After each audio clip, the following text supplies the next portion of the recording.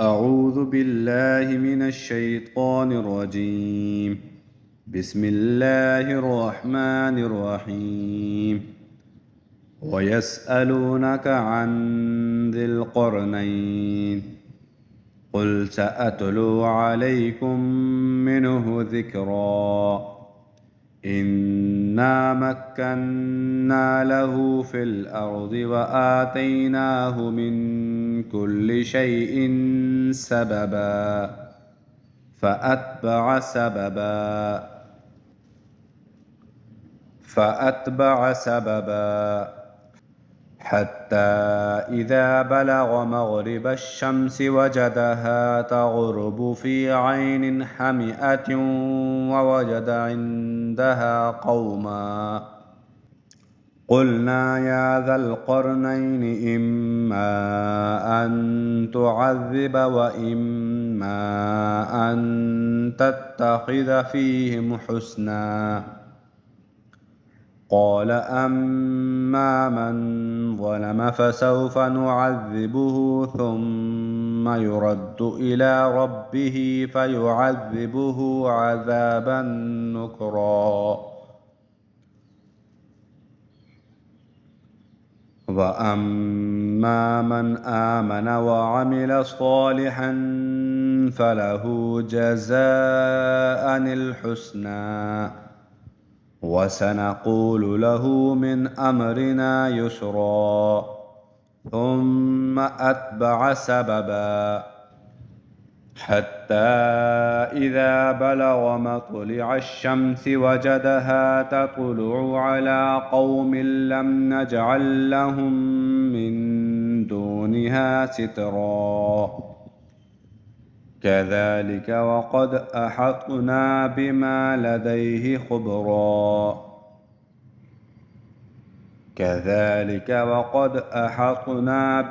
لديه خبرا.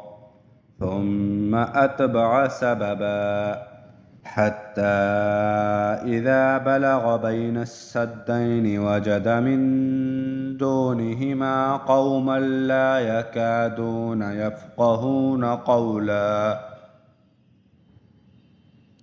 قالوا يا ذا القرنين إن يأجوج ومأجوج مفسدون في الأرض فهل نجعل لك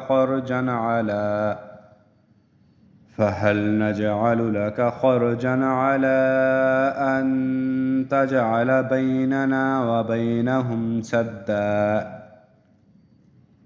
قال ما مكني فيه ربي خير فأعينوني بقوة أجعل بينكم وبينهم ردما. آتوني زبر الحديد حتى إذا ساوى بين الصدفين قال انفخوا حتى إذا جعله نارا قال آتوني أفرغ عليه قطرا. فما استطاعوا أن يظهروه وما استطاعوا له نقبا. قال هذا رحمة من ربي فإذا جاء وعد ربي جعله دكا وكان وعد ربي حقا. وتركنا بعضهم يومئذ يموج في بعض ونفخ في الصور فجمعناهم جمعا. وعرضنا جهنم يومئذ للكافرين عرضا. الذين كانت أعينهم في غطاء عن ذكري وكانوا لا يستطيعون سمعا. صدق الله العظيم.